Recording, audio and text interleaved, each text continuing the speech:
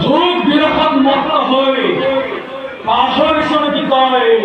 অস্কৰ কৌশল